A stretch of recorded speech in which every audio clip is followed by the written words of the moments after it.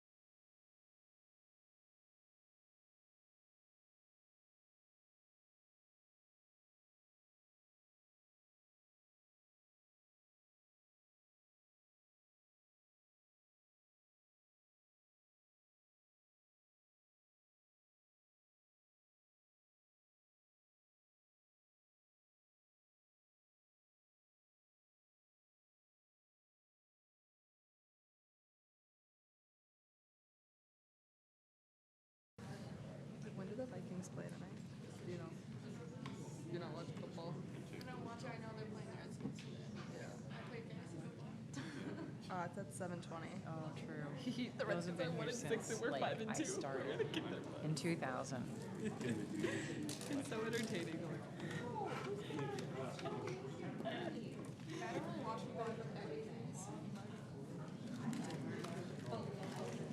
Packers lost. Yeah, that literally was when we Oh started. yeah, I was gonna ask before I forget. So there's 2 meetings a month, right? Oh yeah. But you only.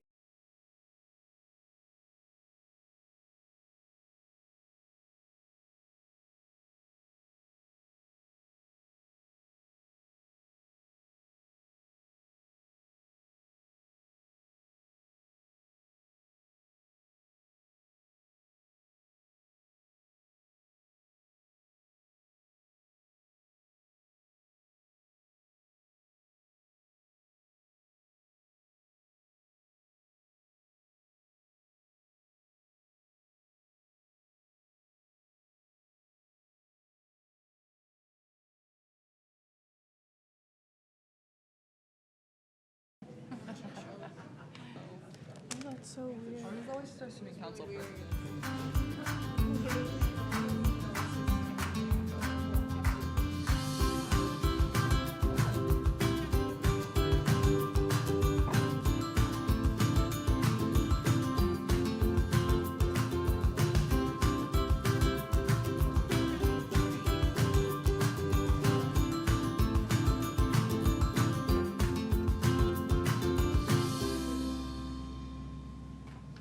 Good evening and welcome to the regular school board meeting for Independent School District 833. Today is Thursday, October 24th at 6:30 p.m. and we are in the District Service Center in Cottage Grove, Minnesota. 1.0 is roll call. Pat Driscoll. Present. Heather Hirsch is absent. Michelle Whitty. Here. Katie Schwartz. Here. Sharon Van Leer. Here. Ron Kath. Here. Tracy Burnett. Here. Maya Mayer, Here. Hannah Poor, Here. Emily Thompson. Here. Thank you. 2.0, please rise and join me in the Pledge of Allegiance. To the flag of the United States of America and to the republic for which it stands, one nation, under God, indivisible, with liberty and justice for all. 3.0 is the approval of our agenda. I will entertain a motion to approve. So moved. Second. Moved by Sharon, second by Ron. All those in favor say aye. Aye. Any opposed? Motion carries. 4.0 are district highlights, and Joni Hagebock from Oltman Middle School will join us. Oh, I'm looking on the wrong side. Our new configuration. Good evening, Chair Burnett, board members, Dr. Jacobus, and school representatives. I'm honored to be here tonight to introduce and honor our two Cottage Grove Chamber of Commerce 2019 Educators of the Year, Brooke Clevenger and Andrea Kleppel. The Chamber, they are not this shy ever. The Chamber of Commerce sought nominations for educators who show exceptional skill and dedication to education and for those having a positive influence in the lives of students in the school community. I could not think of two better people to nominate and was thrilled when they were chosen for this award. And I'm going to turn it over. Oh dear. Oh dear. Oh dear. All right, I'm Andrea Kleppel, and I teach 7th grade at Oltman, social studies. And I'm Brooke Clevenger. I teach 8th grade language arts at Oltman. And I think when we won this award, we were both humbled a little bit in the idea of we were not, we were shocked and honored that Joni recognized and valued what we were doing outside of the classroom, because a lot of times we look at administrators and they give us a lot of feedback of what we're doing in the classroom. But this was our opportunity to see that she saw what we were doing for our community and our students outside of school. Yeah, it was really neat when we were presented with being nominated and then given the award. We were in front of our peers and so in front of our staff, and that was really cool for us to experience that with them, because so many of the coworkers that we have push us to be better every day. But like Brooke said, I think most importantly, it was really neat to be honored for that community connection. I grew up in Cottage Grove, and so I went to Oltman, and it's just really cool to be able to give back to something that was super important in my life. Thank you. Thank you. Congratulations.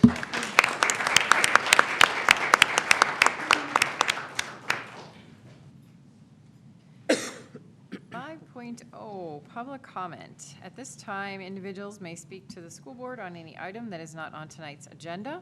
The board will not respond to or discuss your comments. Character abuse or specific complaints identifying staff, students, or task force members will not be permitted. The superintendent may be asked to prepare a response to your concerns, and our policy allows for 3 minutes per person. So we have some individuals who have signed up tonight, and Kelly Carlson.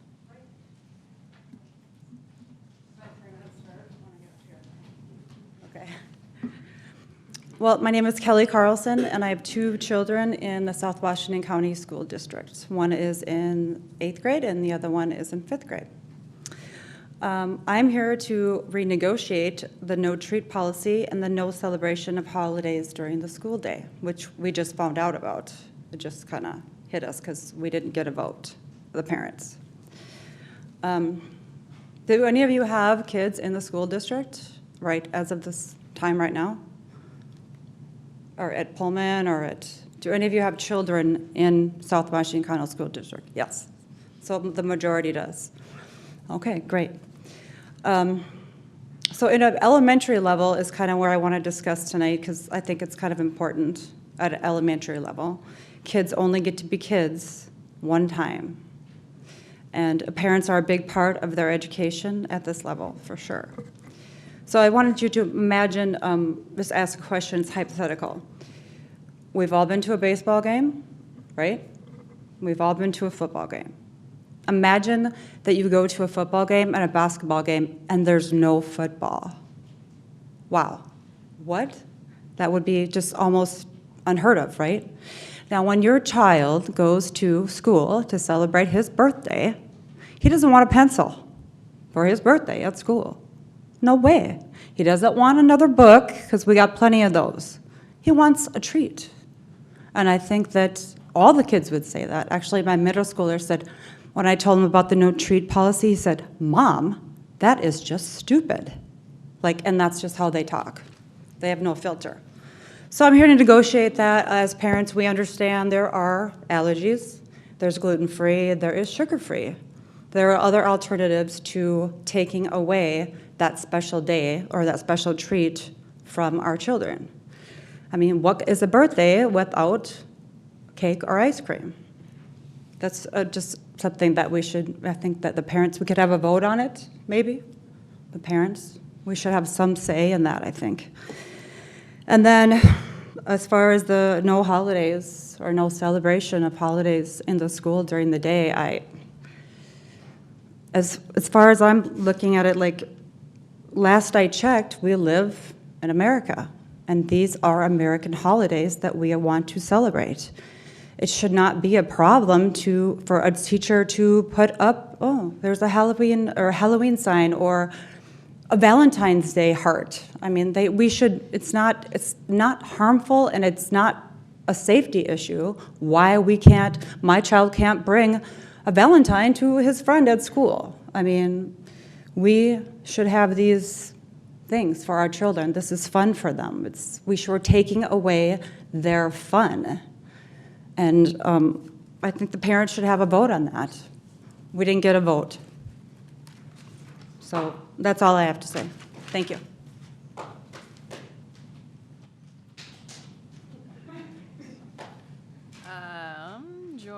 Joel Puri? Okay, sorry. All right, and Brenda Crimmins.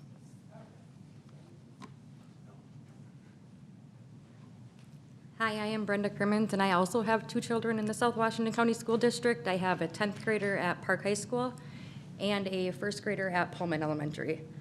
I'm just here to elaborate a little bit on what Kelly mentioned about as far as the kids getting everything fun taken out of school. They have nothing left to look forward to.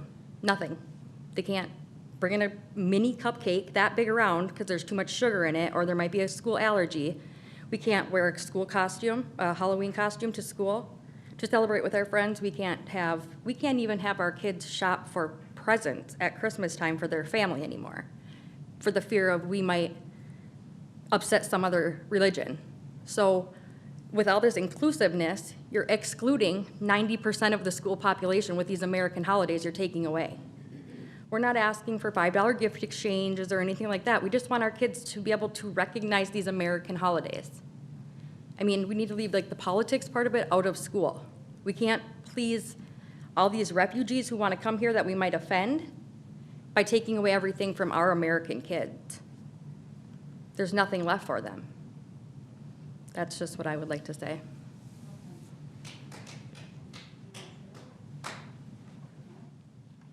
All right, thank you very much for coming tonight. 6.0 are consent items. All items on the consent agenda are considered routine and non-controversial by the school board and will be approved by a single motion. There will be no separate discussion of these items, but prior to the meeting, board members did have the opportunity to review them and could have requested that any be moved to an action item. So there is, that didn't happen tonight, so I'll entertain a motion to approve the consent agenda. So moved. So moved by Sharon and second by Katie, and part of our consent items are our acceptance of gifts, and Ron will present that tonight.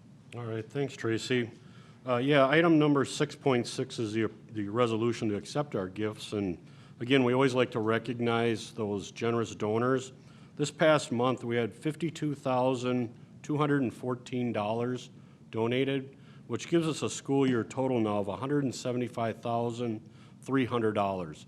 So again, we really want to thank from the board level and for all of the kids at South Washington County for those generous donations. And we also like to acknowledge that it isn't just about the financial gifts, but it's also about the gift of time.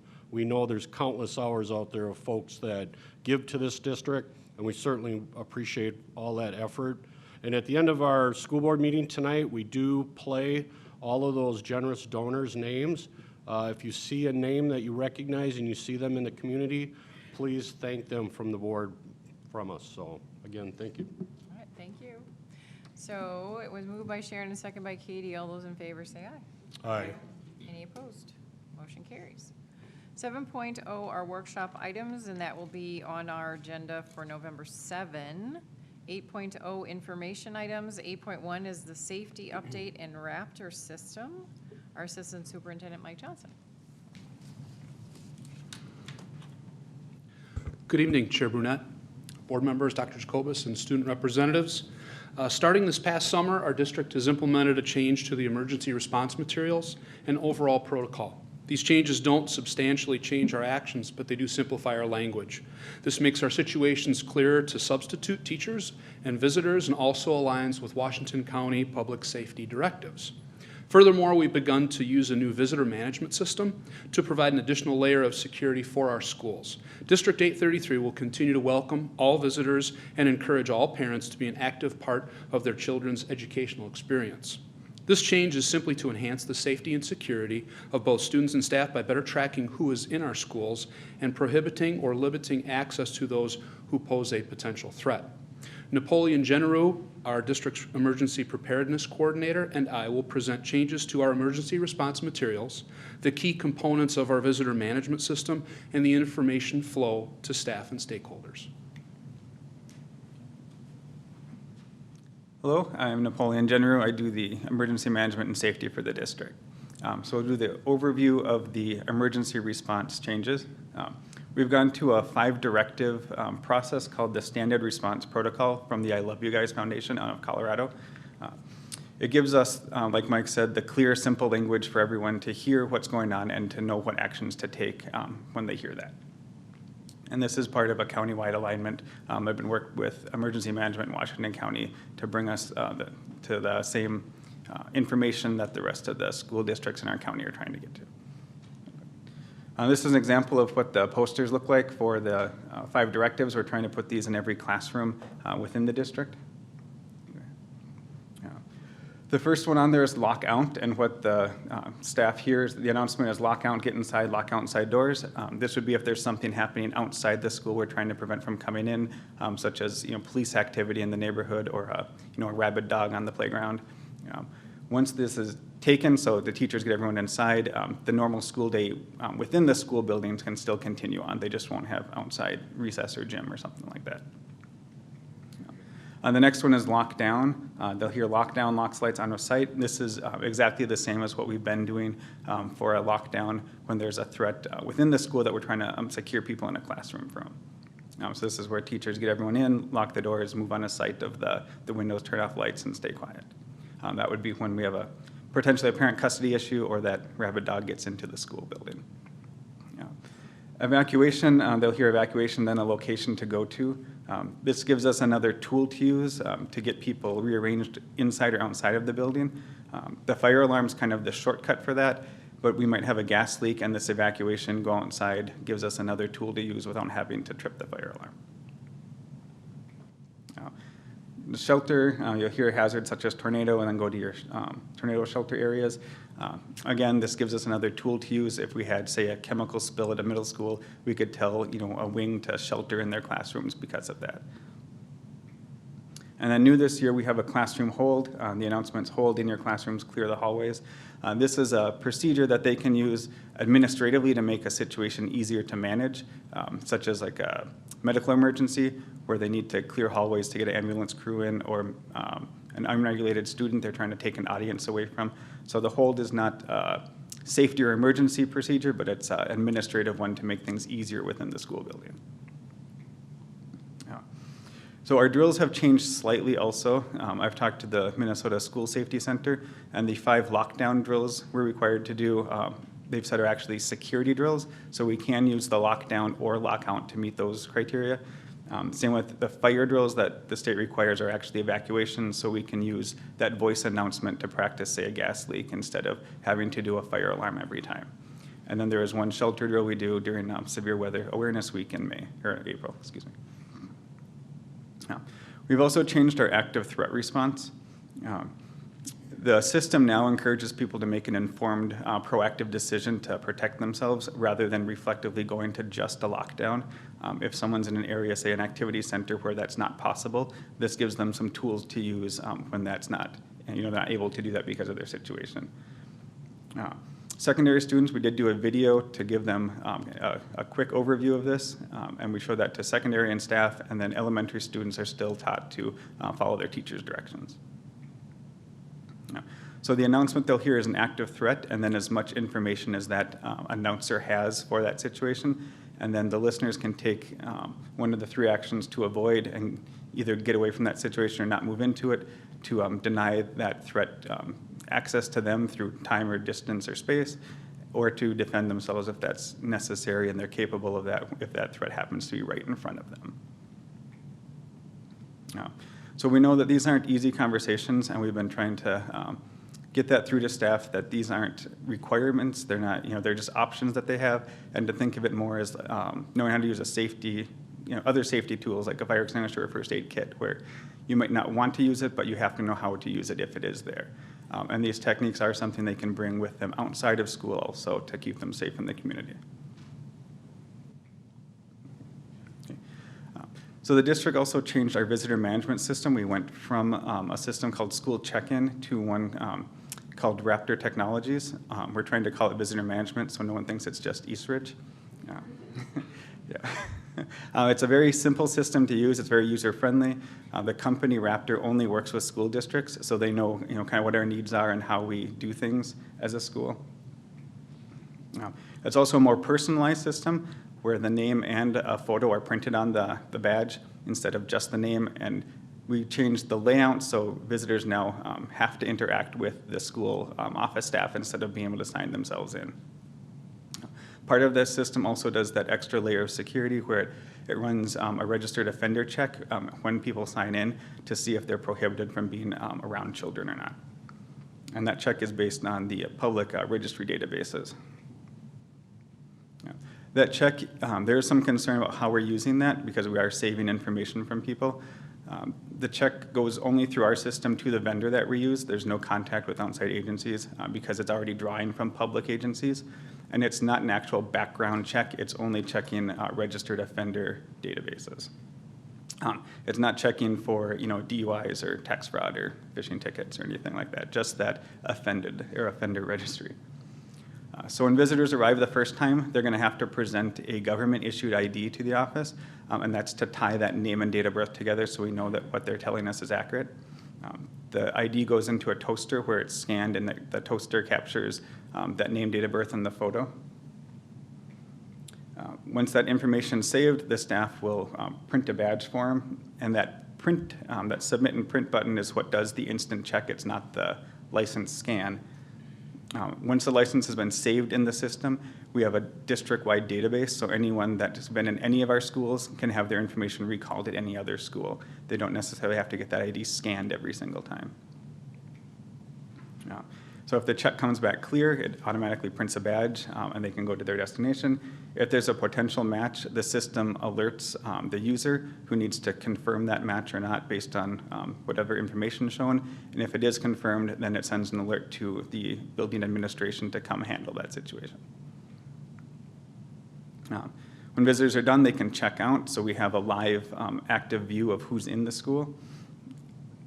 And then we do have a process in place, so if someone doesn't want to provide an ID or doesn't have one with them, or however that situation is, we're given guidance to try and handle that visit at the main office, or however we can accommodate that person without allowing them into the school. We did start using this process this Monday with secondary schools and Tuesday with elementary. So far I've heard some positive feedback, some technical problems, but nothing negative with it. Now, this is an example of kind of what the setup looks like. That small black device on the right is the toaster or the ID scanner, the computer screen, and then the ID badge printer. This is a kind of look of what the office coordinator or the check-in person sees. It's a live view of who's actively in the school with their pictures, their names, and their destinations, and how long they've been in. And this is not our schools, but just an example of what the badges look like with that personalization with the name and picture obvious right there.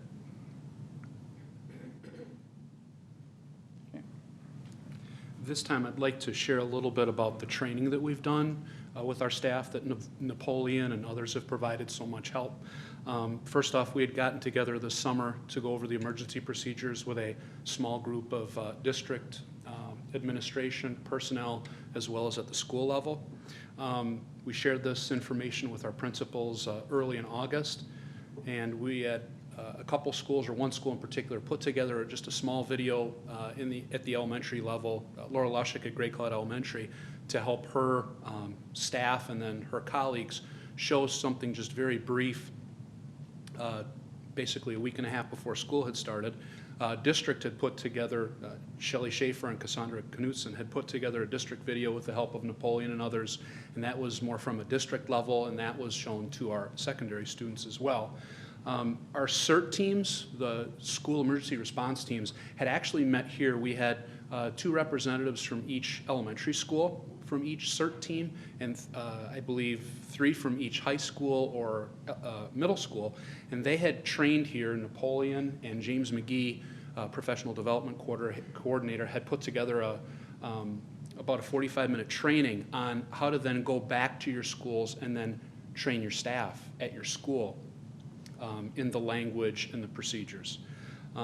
So that's what they're doing now throughout October, November. At a staff meeting, would be sharing the training that they had learned back in late September and early October. The staff training that we had for visitor management, we had been talking about this quite some time, actually last spring, that we were going to implement. In the summer, we'd gotten together with 4 pilot sites. So what we wanted to do there is we wanted to share, we had communications involved, technology was heavily involved to get ready for this, and we thought it would probably be best just to have some pilot sites with us. Raptor came in here once again, and they provided development for all office coordinators right before school had started. The 4 pilot schools had begun that first week, the workshop week. I was part of that. Napoleon, Dan Hanatic from the technology department, and we would use our own IDs and assist parents with this, and it was very, very helpful. We had updates to principals at our principals meetings and shared messaging and communication folder with emails that we got out to parents as well. And then district personnel had assisted the 20 remaining schools last week, and just picking up a couple then this Monday. Greeters at the secondary level and coordinators were reviewed at the elementary to hopefully get that smooth rollout, and we implemented, like Napoleon said, just Monday and Tuesday this week. Once again, technological problems every once in a while, but for the most part, we checked in with the elementary principals on Tuesday afternoon. It's been pretty successful so far. We'll take any questions of the board at this time. Questions, Michelle? So with the visitor management system, how long is that valid for? So if they come into the school tomorrow, when do we check that driver's license again? If the driver's license has been saved, so their name and date of birth and picture are all tied together, we don't need to capture that again unless you change your picture and want it updated. That submission to the offender database is done every time that there's an entry into the school. Oh, so it's checked every time they come in, just not their license? Correct, because if we can see on the screen that that's the correct person, we don't need to scan the license again because that information's already there. But the offender check is done every time, and the vendor reuse updates that once a day from the national databases. So now does this, because I know right now if you want to volunteer in the school or go on a field trip, you have to do a background check. Correct. Do you still have to do a background check now that we do this? Yes. Or is that? Yep, that process will, and communication will go on the end of this week about that, the volunteer piece, and that'll start next week. There's an embedded volunteer background check that we'll do now with this same system, which is separate than the offender background check, because we look for different things in that. That's a criminal history. The offender check is only against registered databases. So you will still have to do that, but the process is changing slightly. Okay, thank you. Those badges will also be personalized with the picture, and it'll say volunteer instead of visitor on it. Thank you.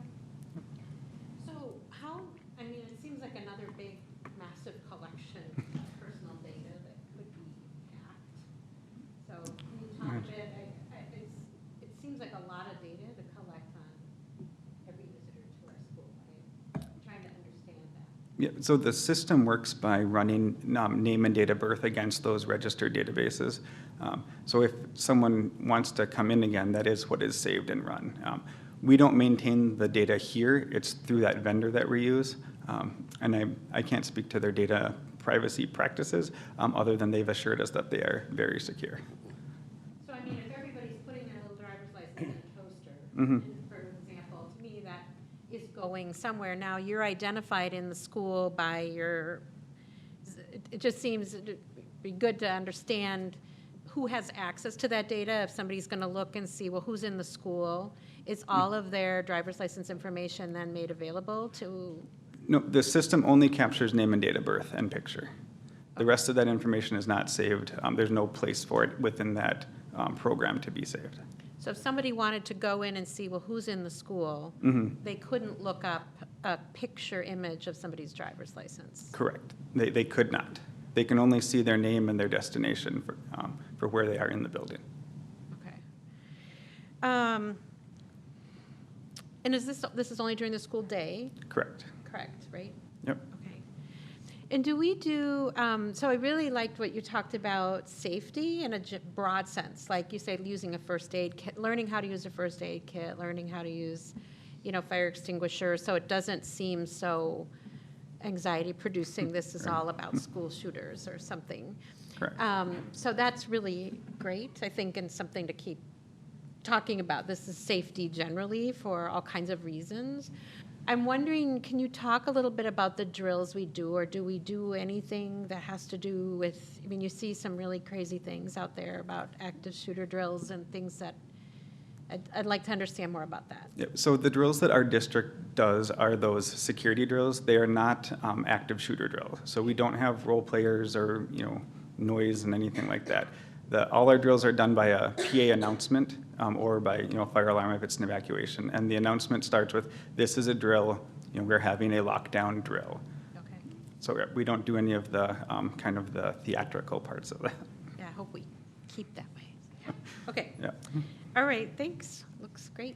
I just have one question. Can the data be collated so that you can find out how many volunteer hours someone's, a school has had? Yes, that was one of the benefits of this system compared to the other one, is this is much easier to use. You can see how many hours are in a school, who your high volunteers are between a school and for the whole district. Yep, there's lots of reporting that this system lets us do. Great. And I guess I have a follow-up question then about this, the data being secured. I'm more worried about the machine itself. You hear about gas pumps and stealing and getting chip readers stuck in these. How are these little toasters, are they checked on a daily basis? Have they had any issues in the past of some way, somehow getting another reader in there and that data being transmitted to somebody outside of our district? I have not heard of any issues with the readers themselves. The ones at the secondary schools that are in kind of the greeter desks that are open are put away and secured overnight. The elementary ones are in their main office that are also secured once the school day ends. So there's not easy access, at least, to those physical devices. Okay. I guess that would be a follow-up, if you can provide that, is just what does this vendor do, or how are those machines protected to alleviate that risk and forward? And then the other question I had was more about the badge itself. Do we have a best practice? Where does the person put because it looks like a sticker. That's correct. Do we demand it to be in different parts of the body so it doesn't get hid behind a jacket? I mean, do we give it? I've seen stickers before, and 2 seconds later they fall off. Right. So what, from a process standpoint, walk me through the actual badge. So once the badge is printed, the office coordinator will hand it to them, and our direction is for them the visitor, to wear it on their outermost layer of clothing. So if they know they're going to take their coat off, they need to take that off in the office and then place the badge where it is visible. They are pretty sticky. They're not the kind of, hello, my name ones. They're a little better than that. So they do stay on fairly well. Our process doesn't have a specific location for them to be other than outermost layer, but once they're done at the school, they are supposed to turn those into the office coordinator when they check out of the building. Okay. And is there a follow-up if they don't check out? There is. The system doesn't need that badge to check out, so anyone that's, if you see a parent leave and can verify it's them, they can check them out without with just a click of the button, and the system also logs everyone out at 4 o'clock in the afternoon, so the pool is cleared for the next day. Okay. Great. Just a follow-up on Michelle's question about who sees who's in the building. That only goes to that one computer that the office manager has, Correct. You have to It's have a not login to be able to view that, which are only our office staff and our building administration.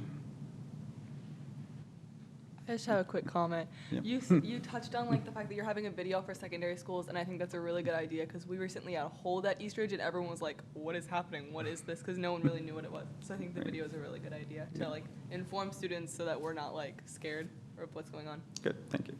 All right, anyone else? Thank you very Great, much. thank you. 8.2, our American Indian Education Plan, and Corey Thompson, our Director of Achievement and Integration, will present.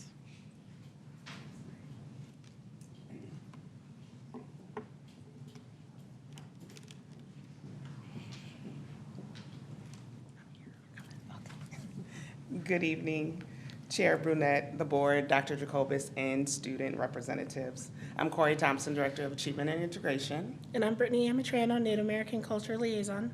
And we are here tonight to give you an update on the American Indian Education Program. We'll be talking about funding sources, our goal plans. Brittany will talk a little bit about her own position. We'll talk about family engagement events, and then also talk about our parent committee. State funding, I'll start with that. District 833 began Indian education programming in 18-19 school year. The Minnesota American Indian Ed Aid is administered by Minnesota Department of Education and provides per pupil funding eligible school district. School districts in Minnesota with 20 or more American Indian students are eligible to apply for the American Indian Aid to implement the program. Minnesota Department of Education reports that we have 306 self-identified American Indian students enrolled, and based on that number, we receive $65,824 for the program. The purpose of this program is to increase academic achievement, decrease dropout rate, and to improve the school climate of American Indian students in culturally appropriate manner.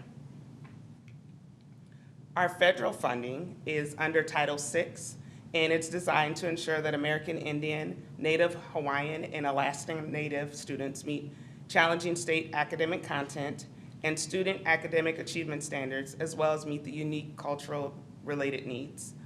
For school districts that receive Title VI federal funding, American Indian families are required to fill out a 506 form proving that they are American Indian enrollment or descendants. We continue to encourage our families to complete the form to assist us in growing our Native American program. The Title VI Impact Aid will provide funding for family nights, cultural field trips, college tours, our parent advisory committee, and also our professional development for staff. I'm gonna go ahead and get into our American Indian goals from last year and give you some updates. Our school district receives funding to create the plan in full collaboration with the American Indian Parent Advisory Committee. Goal number 1 says we initiate collaboration between early childhood programs and American Indian programs, so all families are invited to participate in early childhood. In goal number 2, all American Indian third graders achieve grade level literacy. Goal number 3 from last year states that the proficiency gap between all white and American Indian students in all assessed areas, which is 3rd through 8th grade, 10th grade, and 11th grade in our school district, state math accountability test, which is our MCA, was at 24.99% in 2018 and in 14.21% in 2019. So we had a reduction in closing the achievement gap with our white students and American Indian students by 10%. Goal number 4 is for our ACT, and so the average composite ACT score for American Indian students in South Washington County schools will increase from 18.25 in 2018 to 20.00 in 2019. The actual average score was 20.20 in 2019 with 5 students taking the ACT, and we did meet this goal. Goal number 5 is the 4-year graduation rate for American Indian students in South Washington County schools will increase from 75% in 2016 to 78% in 2017. The goal was not met. The graduation rate in 2017 was at 75%, so 3 out of our 4 students graduated, and the graduation rate in 2018 was 66.67%, so 2 out of our 3 students. There's an asterisk there because our 3rd student did graduate, but they graduated in the fall, and graduation, who's seen that's graduating starts after July 1. So we did meet our goal, we just didn't meet it before July 1. Plans and strategies, we have our community cultural liaison who supports students and families. Again, like it was said, professional development, our parent advisory committee, we have our family engagement events, and American Indian education resources. As you can see here, staff that support, we forgot to put Dr. Jacobus, so he does support and come out. Just wanted to say that. We also have Christine Schaefer, our assistant superintendent, myself, and also Brittany. I'm now going to turn it over to Brittany.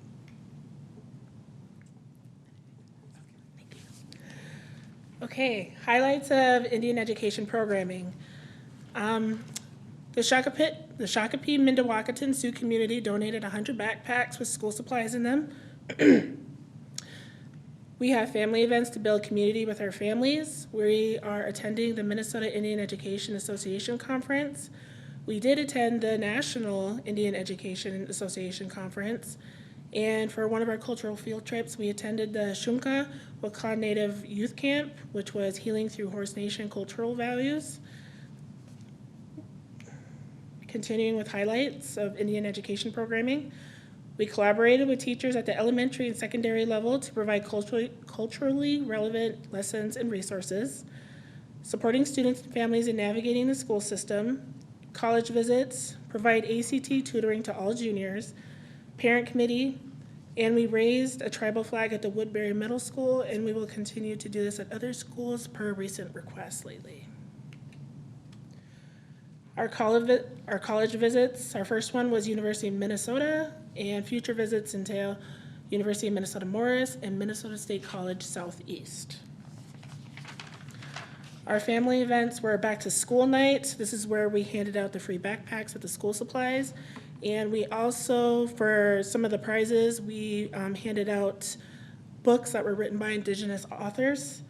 Our second family night will be a bead and feed where we will be making medallions and lanyards. We also had Indigenous indoor games, and we will be doing an Indigenous cooking class. Collaborations in the classroom. Classroom and staff presentations, examples of the topics that have been covered are Minnesota tribes, treaties, mascots, Native American customs, regalias, etc. And I also attended the Minnesota Makoshe curriculum, which was professional development with the 6th grade social studies teachers. Just a little information about our parent committee. Due to our state and federal funding, we are required to have a parent committee with American Indian parents that advise us on our American Indian plan.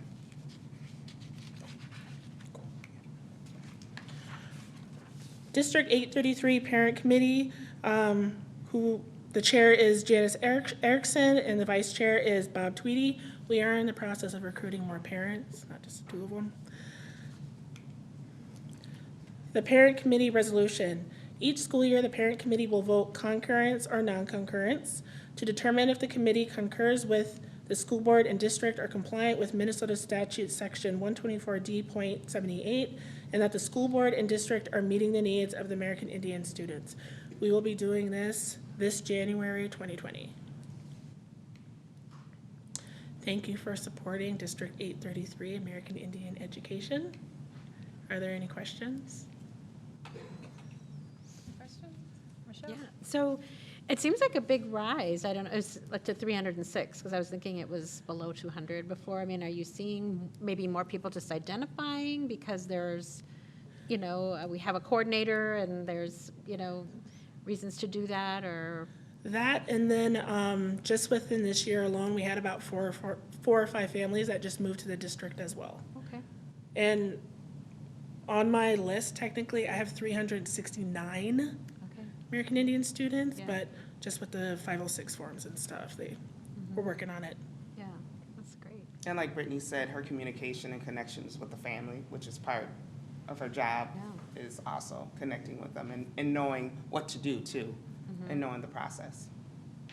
How are you finding students and families taking advantage of the family nights and the experiences, or what are some of your experiences with working with them?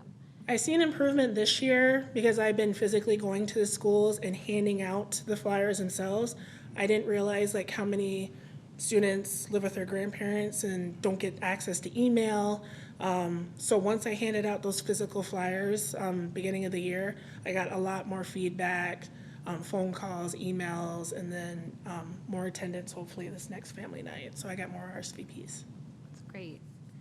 I just think it's so great, and again, to the pointing out the value of the cultural liaison, to be able to have that personalized service is wonderful, so thank you so much. I would just tell you that Brittany does a phenomenal job. She quietly behind the scenes, every time Corey will update me, or when Christine, there's a million things that you're doing. Thanks for all the work, and I think that's part of the growing program, and kids are finding resources and being more successful. I think you do a great job. We just had Governor Walz for our Indigenous People celebration, and now the flags are hanging in the tundra. We had them at the school, and I think it would be really to the advantage of the children to go have that ability to go there and to see the 11 tribes of Minnesota hanging for the first time in the rotunda. Yeah, and a lot of teachers in the schools are very supportive. They're the ones that are kind of requesting, like, can we do this at our school? How do we do this? How do we go about doing it? So I'm helping with them with that. And just to add another piece, Brittany has also done like professional development, like she's giving professional development to staff, and then also going into classrooms and providing it too. So she's all over. Yeah. Wonderful. Thank you for sharing. Thank you. Thank you. All right, 8.3, our financial update from Director of Finance and Operations, Dan Pine.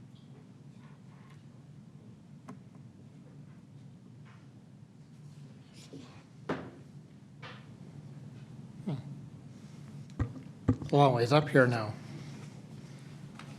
So bright in here, it's like a science lab or something. Good evening, Chair Brunette, members of the school board, Dr. Jacobus, and the student members. Tonight I'm here to give you our monthly financial update and get to use all these new fun presentation tools and did some practicing. It's kind of fun. I just heard this the other day about these three. We'll talk about the auditors coming, and there was these three auditors that were out on a job, and they got to the parking lot, and they started walking to the building, and the guy that drove the car said, "God darn it, I locked my keys in the car."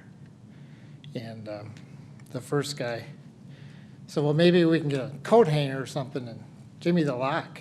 And the second guy said, "Well, we're going to get a crowbar or something and pry open the window or the door." So the driver said, "Well, whatever you do, think of it quickly because it looks like it's going to rain and I left the top down."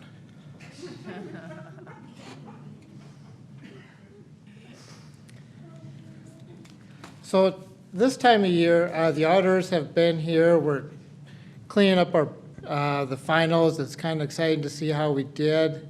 If we did better than budget, that's always good. Obviously, if we did worse than budget, then I usually inform Keith about every 5 minutes about that. But so this one wasn't too bad. And as we look what we like to update you in October about. As we talk about finance, we always want to fall back to the principles of finance, and it's really just the principles that we live by in South Washington County Schools, and hopefully all districts live by these principles, but they include integrity, and that's very important because it pertains to our audits, and we We have audits every year. We do that so we can make sure that we have a fair representation of our financial standing. And we've had unqualified audits forever, and it takes a lot of hard work, and that means that they judge our financial statements as to be the fair representation of really what's going on financially. It's not a reflection on the performance, financial performance, but it's on the reflection of the reporting of it. Obviously, ethics are a big one for us. We follow the letter of the law. We make sure that we follow every policy and every statute and everything that has to do with school finance. Conservatism, that's one in which we follow through in our budgeting. We try to be very conservative when we budget. Otherwise, if you get too aggressive and things don't happen or something does happen, you end up having a deficit you have to deal with. We basically forecast the worst thing that could happen, and then we expect that worst thing to happen that's going to happen. Security, we safeguard all our assets. It's everything from the cash going in and out, it's to electronic transfers, it's to direct deposits, all those kind of things. We're constantly have to look at the way we can safeguard these assets. And then finally, we like to deal with mission-driven expenditures. And what does that mean? It means that everything that we spend our money on has a purpose, a public purpose. And all public expenditures will serve a public purpose. They're not there to serve an individual purpose, they're there to serve the whole public at one time. So the things that we spend money on do not serve individuals' enhancement.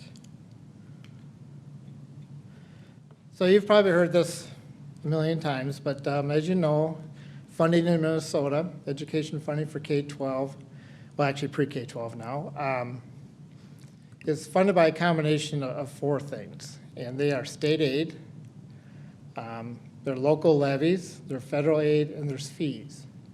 Now, state aid comes in the form of taking your enrollment and multiplying it by a formula that's determined by the state legislature. Where does the state aid come from for them to pay it out? Well, that comes from people's individual income taxes mainly and sales taxes. So that's highly dependent on the economy. When we run into recessions, as we call the Great Recession from about 10 years ago, we saw that state aid to the schools was frozen for 2 years, mainly because they didn't have as much money coming in, they just didn't have the money. They also went into property tax shifts. And we'll talk about that a little bit after when we talk about the fund balance. Local levies, those are the property taxes, and those are things that you've gotten approval from the voters to either have an operating levy or to build a building. Federal aid, that one comes from obviously the federal government. It's really not as much as you would think. We only get about 1.7% of our revenue from federal aid. And that's been sequestered for many years, meaning that they cut it off at a certain level, so we're not even getting the percentage that we're actually entitled to. And of course, that comes from income taxes too. And then fees, and those are all the local participation and service charges that we have, including anything that we earn through interest or sale of things and things like that. So we have about, in this budget, about $249,240,000 in our revenue budget. Of course, like I said, enrollment impacts the revenue. This is just an example of the way our enrollment has increased since fiscal year 2010. And it's been kind of a slow growth, 100 to 200 students a year, which is a nice, slow, steady growth.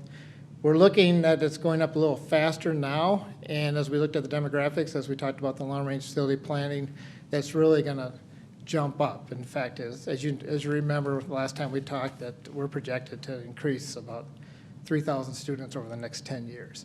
Now, we don't know exactly when they're all coming, but based on the growth patterns of the developments. We take a look every month at really where the enrollment's at. We could look every day, but it doesn't change that drastically. But I like to take a look back, and this is for your reference that you can read later on. It does appear a little better on these screens that you can see a little better, and they did set this, so we got this cool little thing, but it's kind of hard for me to figure this out. But as you can see, What I put on this list here was what the count was last year on this date, well, October 1st, 2018, and then this column here is what it was this year on October 1st. And last year we had a total of 18,449 students on October 1st, and this year we have a total of 18,613. And the colors on these schools, all the schools are listed here, and it's just simply, if it's yellow, there's an increase from last year. If it's blue, there's a decrease. So you can see almost all the schools have an increase in enrollment from a year ago, showing that little growth that we're talking about. To get paid, we actually take almost every day, they average out how many students were in your district, and then they pay you on what's called average daily membership. So as we look and say, well, what does this mean to the budget? Down in this little area here, we have where I figured out compared to budget. So we take the 18,613, and then we also get paid for early childhood special education children. That's about 250. And we get paid regular aid for the voluntary pre-K and the School Readiness Plus programs. So we get about 75 ADMs from that. We have more kids going in there, but it reduces down to ADMs. And then I usually take out about 200 for the PSEO program because those students are in our account, but the colleges get paid for those students if they're not attending school here. They attend some classes here and some classes at the college. So really right now we're looking at a projection of 18,738, and at this point it's pretty good news because our budget is 18,537. So that's about 200 ADMs or students more than we had budgeted. But to handle this increase in students, we already have hired 5 elementary teachers and 15 or 16 special education teachers. On the expenditure side, this year's budget is about $250 million. As you can see, most of it is in salaries and benefits. 57% is in salaries and 22%, almost 23% is in benefits. So as you expect in every service, any service industry, most of your money is going to go to salaries and benefits. Services, those are things like utilities, insurance, maintenance, repair services, construction services, legal bills, tuition to other districts, things like that. And then our supplies and our capital each make up about 3.5% of our budget. As we look at what we have done for spending, a more recent report had come out. Now these numbers are from 17-18, because that's all MDE has right now, because we're all submitting our 18-19 numbers. But if you look at how we relate in spending to the other 48 metro districts, in total spending in the general fund, we rank about 29th out of 48 districts. So we're in the lower half of those districts in spending. We spend $235 per student less than the average metro district. In district level administration, we rank 45th out of 48. We spend about $200 less per student than the average metro district. And some other highlights. In regular instruction, we rank 20th, so we're more than half of them. And we spend about $176 per student more than the average metro district. So as I said about expenditures, about 73% of the salaries that we do have belong to licensed staff. It makes the contract negotiations are very important, and they determine a lot of the use of the general fund. Steps, which are better known as years of service, it isn't always exactly years of service because depending on when someone started, but as they move up, and then there's some steps where they're frozen for 3 years, they add automatic multipliers. So we really need to consider those steps when we determine the new costs of any labor contract for all unions that have steps. or longevity pay, things like that. So where does $1 of our revenue go? Half of every dollar we spend goes to regular classroom instruction, and 19 cents of every dollar goes to special education instruction. And then instructional support in the classroom is about 5 cents. So we have about 74 cents of every dollar goes directly back in the classroom. And then the pupil support is mainly transportation, so about 7 cents of every dollar goes to get the kids to the classroom. And then the facility maintenance costs of the 11 cents, about 9 cents of that is maintaining the school buildings, the actual school buildings. The other part goes to maintaining grounds and the other buildings we have.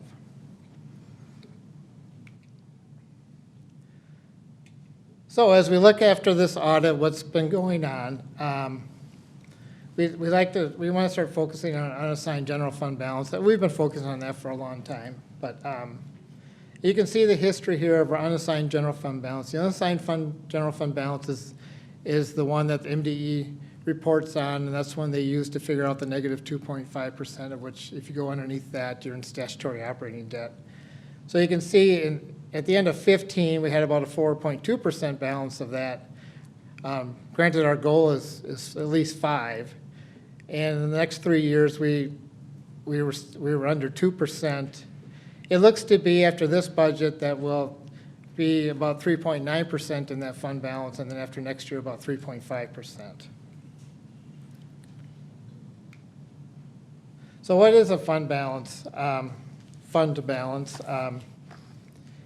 Well, it's similar to a family emergency account. Just as, as you go along in your daily life and you pay your bills and things like that, you always want to have some money on hand in case something happens, in case the furnace goes out, things like that. The reason that we have a fund balance is to manage risk and to respond to unforeseen circumstances without having to borrow money. Risk is assessed to determine how large the fund balance should be. Our board policy is to have an unassigned fund balance of between 5 and 9%. The more risk a school district faces, the larger its fund balance should be. So example of current risks that we would have to our fund balance is bond ratings. If your fund balance gets too low and stays too low, it affects your bond ratings, and those bond ratings are used to determine the interest rates that you're going to pay, obviously, on bonds or any kind of borrowing, and we have to borrow money to do our long-term facility maintenance. We look to borrow money to build new buildings and things like that. And just, a couple basis points can cost a lot of money on our bonds every year. When the state aid lags behind inflation, and we'll talk a little bit about that, but if the formula only goes up this much and your expenses go up higher than that, you're going to have a gap there, and you need the fund balance to fill that gap in. State aid funding shifts. When the state was running into problems balancing their budget, they decided just to pay us less and wait until the next year and pay us the rest of the money. Well, those big gaps were tough, and they got all. Right now, they pay 90% of the aid during the year, and then the other 10% in the first 3 months of the next fiscal year, but they got all the way down to 60-40 back when the recession was going on. Federal funding reductions, those things are happening all the time, obviously contract settlements, and then uncertain utility and service costs, and then of course major HVAC breakdowns. I mean, if a boiler goes out at Pine Hill, I mean, that's $600,000-$700,000 right away that you have to get fixed as soon as possible. So as I said, our school board policy calls for a fund balance between 5 and 9%. Just so you would have some context, 9% would be about 4.7 weeks of operations. The present projected fund balance of 3.9% is about 2 weeks of operations. And to get to the 5%, we would need to accumulate about another $3.5 million in our fund balance. So the results of this 18-19, well, they were, I would say that they came out pretty decent. The unassigned general fund balance appears to have increased by almost 3 times. Now, obviously, it wasn't a lot at the beginning, but it did increase. It looks to, these aren't final numbers, but they're pretty close. We spent most of the day today trying to make sure that we had all the restricted accounts figured out, because they reduce, you have to take those off before you figure out your unassigned fund balance. And why did it happen? Well, our revenues came in over budget by about 1%. And it's pretty good. At the 1%, isn't terribly off, but that can relate to pretty big dollars in our budget, because $250 million in revenues, 1% is pretty big numbers. But it was $2,404,000. The reason being, as we look back, is the student count came in higher than we had budgeted. That's the principle of conservatism. And the special ed aid came in higher than we thought also. And that was another thing that we were pretty conservative on. The expenses came in under budget by 1.5%. We're still researching why in some of the areas, but it's always better to make sure you had enough money instead of not having enough, and that translated to about $3.5 million. So what issues do we still have with our fund balance? Well, in the 1920 budget that we just talked about at the beginning of the presentation, that one was has about a $1.147 million deficit. So right away we need to make that up. In fact, as we do our financial statements and we figure out our unassigned fund balance, they require us to put that money aside to restrict that amount, because you have to commit your money that's for future deficits. We are always struggling with the special education cross subsidy, meaning the amount of money that we get for special education aid and the amount of money that we spend is a difference of about $17 million for our district. There is some new aids coming in this year and next year, and that's also helpful. In which one this year it's 2% of the subsidy, cross subsidy, and next year it's 6%. So that's just going to come straight in as aid. We have it's not an official term of the Department of Education, but I call it the English language learner cross subsidy, and that's that we spend $2.5 million more on EL programs than we receive in aid. And it's really the fact that we get very little aid to run those programs, and we have they're very, very important. And then just the fact that when they give us a 2% increase on the formula, it's really only on the state aid portion. We don't get a 2% increase in our referendum dollars and some of the other aids. So that, on the formula, it comes out to $124 times 20,251 pupil units. That's about $2.5 million. That's your increase. And if you increase the salaries and wages in the district by 2%, it will cost about $3.8 million.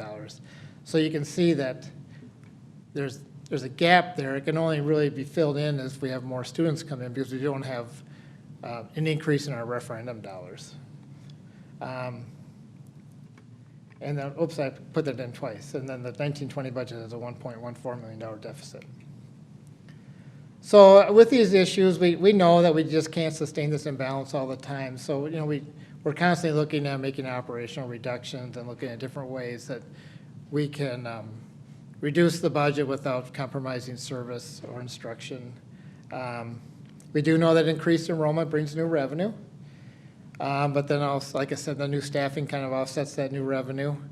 It doesn't offset a dollar for dollar, I'm not going to say that. But as we look at staffing and we look at the different ways that we staff our buildings, we did add 16 special ed teachers since we did this last budget, based on increased special education count. We added 5 elementary classroom teachers since the budget was established, mainly because as we saw the numbers come in, we saw these pockets in different schools that were getting more kids than we anticipated. Right now, an average new teaching FTE would cost about $72,000 with the benefits. A new student brings in about $10,000.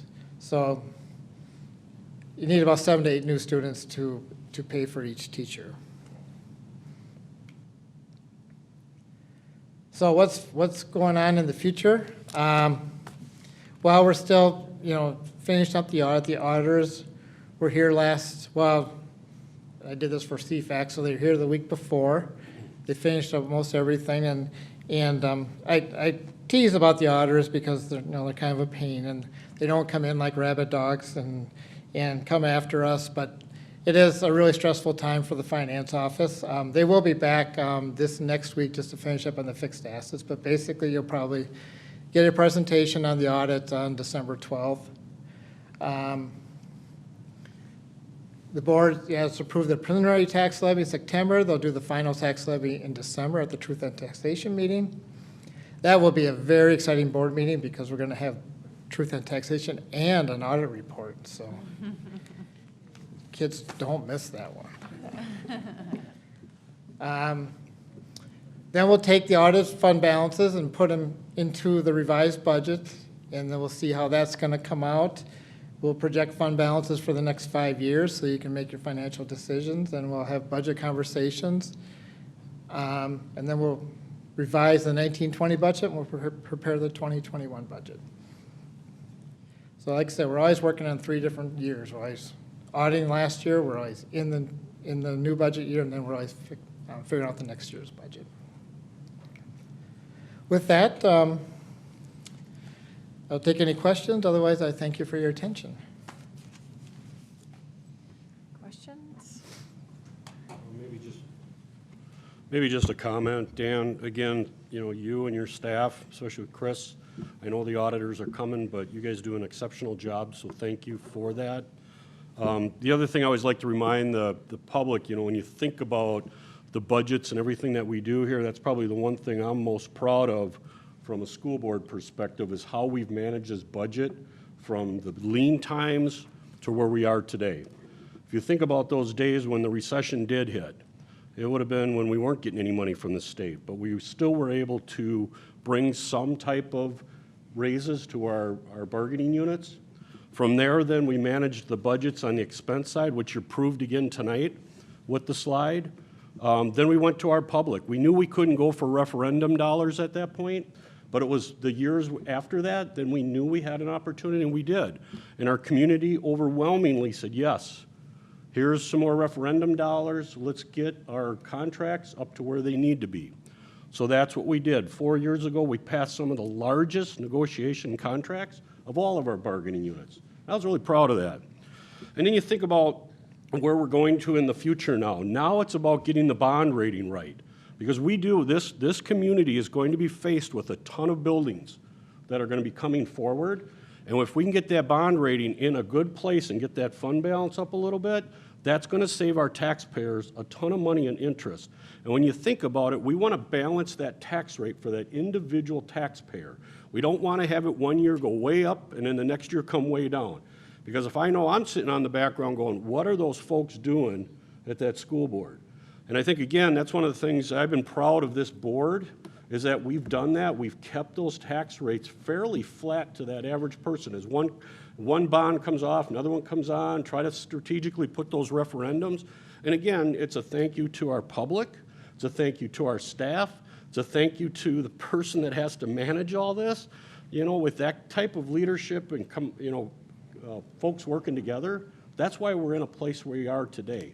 We're not talking about statutory debt and all those type of things. So, Dan, I just wanted to make some public comments for you and your team. What a great job you do, and thank the community as we move forward in this journey.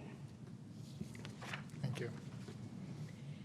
Thanks. I would echo that. I would think, to me, it's been just the education you provide on the budget for the last 5 years that I've been here. It's just amazing to have that because it's so important for people to understand, and it's complex, but I appreciate how you boil it down. And I think it helps to see that when we hear in the news, oh, we got 2% from the state. Well, that 2%, our whole inflation on our budget might have gone up 2%. So we've got our own inflation, plus we have, rightfully staff that are looking for increases as well.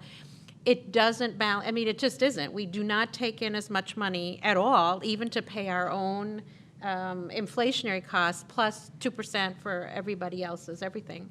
So it's very sobering as a school board member to try to figure out and to realize when you look at that 3 cents on a dollar, there's nowhere to take it from. I'm glad if we've moved from 48 to 45% maybe on admin spending, because being at 48 is not a badge of honor really anymore because we've cut so lean. But the bottom line is the only place to take more money is from the classroom. That's it. So it's either going to be fewer teachers or fewer opportunities for kids. And that's a real dialogue that, I think we are going to face in this district as we go forward. So I think you've laid it out really well. It's really about the math. It's not like there's some secret pot of gold over here we're holding off. There's just like, this is it, and this is what we have. How do we apportion it for, 18,000, well, almost 19,000 kids. So thanks for the great education you provide all of us on this. Thank you. All right, thank you. 9.0 are discussion items. We have none this evening. 10.0 are action items. 10.1 is the approval of our open enrollment and IDT parameters. Assistant Superintendent Julie Nielsen. Good evening, Chair Brunette, School Board members, Superintendent Jacobus, and student reps. Dan is always a hard act to follow. He's so funny. This evening, I am bringing forward the parameters for interdistrict transfers and open enrollment for the 2020-2021 school year, and asking for final approval on those parameters. And just a reminder, those two parameters align with School Board Policy 509.1, our interdistrict transfers, and School Board Policy 509, our open enrollment. And I'm not going to go through all the parameters this evening, but for the public at home, just to remind, interdistricts are, of course, for our resident students. The interdistrict transfer application window opens on October 15th, 2019, which has already passed for secondary students, and December 1st, 2019 for elementary students. Initial requests for secondary student transfers are due no later than 4 p.m. on December 15th, 2019. And initial requests for elementary school transfers are due no later than 4 p.m. on March 1st, 2020. So just to remind the public of when those interdistricts are due into the office as the initial batch comes in. And so this evening, I'm asking for approval on the interdistrict transfer parameters along with open enrollment parameters. And we did discuss those, of course, last week and in depth. So, or sorry, 2 weeks ago. So I will entertain a motion to approve. So moved. Second. So moved by Katie and second by Sharon. Okay. Any questions or comments? All right, all those in favor say aye. Aye. Any opposed? Motion carries. Thank you. Thank you.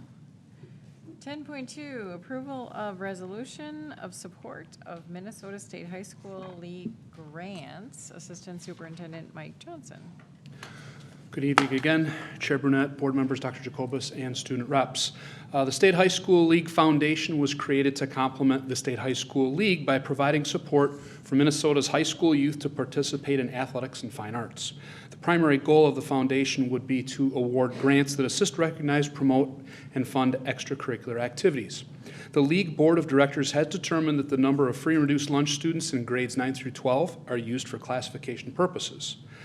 Our activities directors in 833 had submitted the form online, and the money raised from this grant will be used to help promote our activities to our underserved populations.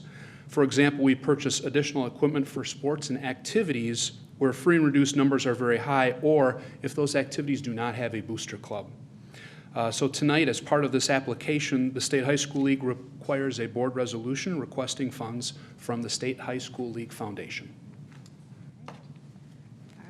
So I will entertain a motion to approve. So move. Second. So moved by Pat and second by Katie. So we say resolution, do we need a roll call? Okay.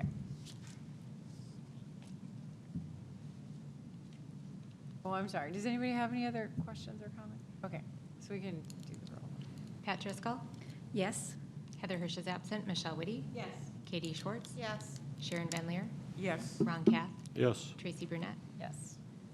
Thank you. Oh, wait, one more thing. Okay, so 10.3 is the approval of policy 509.1. Thank you again. The attached policy change this evening includes recommendations as part of the yearly administrative review of 509.1 and 509 that Julie had mentioned before. The first reading had taken place 2 weeks ago. Tonight we wish to seek final approval. Just to let the board know, I made the necessary strike through to correct the mistake from the first reading, and I sought the advice of legal counsel when Michelle Whitty had inquired about language to direct parents or guardians to a helpful area on the website. Those changes are reflected with a notice at the end of the policy, as Trevor Helmers had suggested. Thank you. All right, so entertain a motion to approve. So move. Second. All right, moved by Pat and second by Ron. Any questions, comments about this one? All right, all those in favor say aye. Aye. Aye. Any opposed? Motion carries. Thank you. 11.0 are the reports and comments. 11.1 is our superintendent's report. Thanks. Since there's nothing on TV tonight, I thought I can take a little time to talk about some things. So it's Purple Thursday. All right. He's got the purple one. Yeah, he's one of us. He's just a closet Viking. Purple tie. Oh, Thanks, God. Keith. So, as you may have noticed, and I don't know if you can see at home, we did do the upgrades and remodeling of the boardroom, and I want to talk a little bit about this remodel, and I'd invite too, as we get into questions, Bob Berkowitz to explain some of the things that this will be able to do for us with our training. So earlier this week, Tyranny Brothers Incorporated, they completed the technology upgrades in our boardroom. The equipment that was removed had been installed in June of 2006. And that old equipment was analog and we were not capable of upgrading this to digital audio or video without a complete replacement. The communication and technology teams have been working on this upgrade for the last 3 years, but because of other infrastructure project priorities, we delayed the boardroom until this year. So it has been, behind the scenes, very difficult to get our board meetings going each week, and Shelley and Bob used a lot of Tums every meeting to make sure things are working, so we're really excited about the upgrade. So every year, the technology department prioritizes infrastructure projects that have been funded from the 2014 capital projects levy. For the 2019-20 school year projects, that included district network core replacements, network life cycle replacements for Park High School and Nuevas Fronteras Elementary School, and a new phone system. The total project cost for the phone system came in well under estimates, and further savings of the project were realized because Bob and his team did the work on their own rather than having the contracted people do that. So this allowed for this boardroom technology project to be funded during this school year from those dollars from 2014. While school board meetings are the most public use of this district space, they represent a very small amount of use each month. The room is used daily for training, for meetings, for new employee orientation, and many other events. The new technology allows flexibility and use for all of our staff and community. And we're really happy and excited about the space. As you can see, the monitors allow us to, when we close the room off and have trainings in two sides of the room, to be projecting and making sure that people are able to see, but also as Dan showed the different aspects of being able to present in a way that people are able to see and move forward. So I thought it was important to explain that because there's always questions when we upgrade things at this building versus what we do in our schools. And again, I want to thank Bob. He has saved the district hundreds and hundreds of thousands of dollars in two ways, not only negotiating contracts with our vendors, he always is able to get us a great price. And then second, that he and his team, they work 24 hours a day. They're here on Sundays, on the weekends, and they do a lot of the work themselves, and that saves us money. That's really nice to say, but I always worry about Bob and his team, and I want to thank him, and I want him to stop doing that so he does go home at night. But yeah, I'd open it up for questions.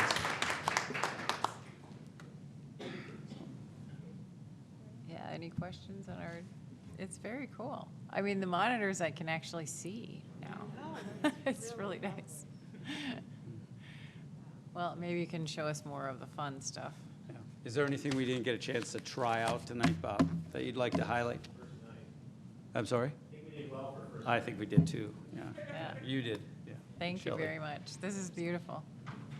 Great. All right, okay, I'm sorry. So moving on, 11.2 is our student school board rep reports, and we'll start with Maya. Hi.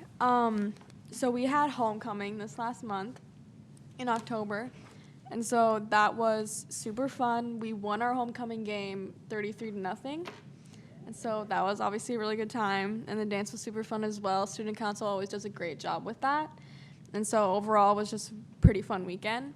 We also this past month had the Eastridge game. And that's always just a really big community event where it's even a bigger turnout than homecoming, where everyone goes on both sides. Parking lot is packed, so much traffic getting in, such a big line for admissions. And so I thought I would mention it just because it's truly an event to go to that game. And we did win. And so everyone was super pumped. And then at school, AP registration has been moved up this year. They're doing it in the fall instead of winter-ish, like January. I don't know how we would classify that. And then, so Miss Adams, our coordinator, has been kind of reminding us about that a lot because people are forgetting. We have our Veterans Day program on November 11th during the school day. The band and orchestra perform some songs, and we just pay tribute, obviously. Our NHS blood drive is November 12th, and we had 3 people qualify for state yesterday at the cross-country sections meet, which was super cool. They all left school early, and we were just waiting to see. And then our football team are conference champions for the 2nd year in a row. And this Friday, we have our first game of the sections tournament against Blaine at 7. And so we're, fingers crossed, very excited about that. Great, thank you. Yeah.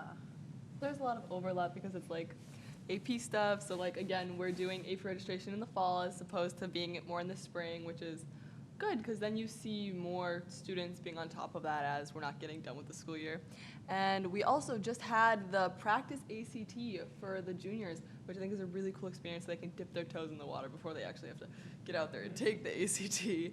And like Woodbury, we have our Veterans Day celebration or honoring ceremony during school hours, and it's a really cool experience for the students because I feel like that gets glossed over so much in high school because you do so many different things with it in elementary school, but then you get to high school and it's so much content based.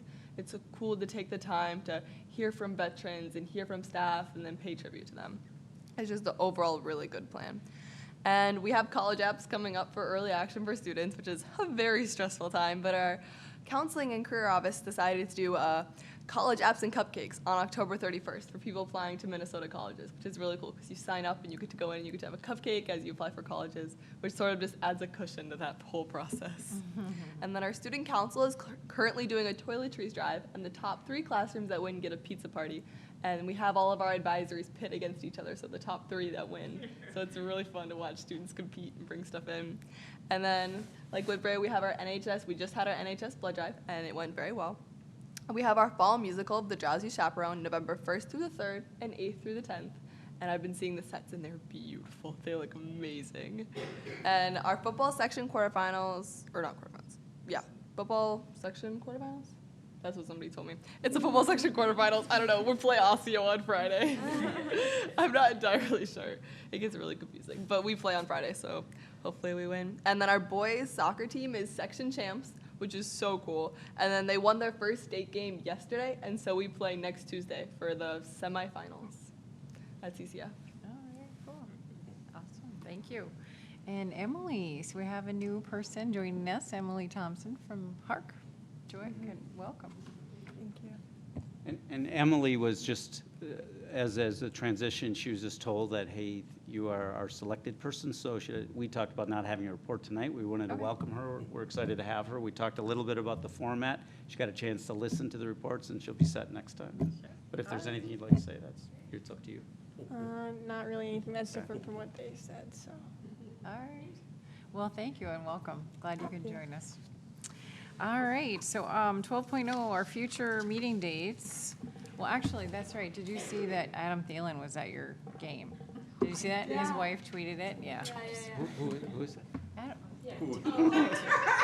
Don't even. I know Wendy loves him. So anyway, 12.0, future meeting dates, 12.1, November 7 is a regular board meeting, and then November 21st is a regular board meeting. And with that, we're adjourned.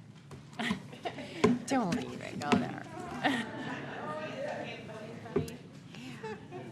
Well, the Vikings are, How are we doing? it's 3-0. I forgot that they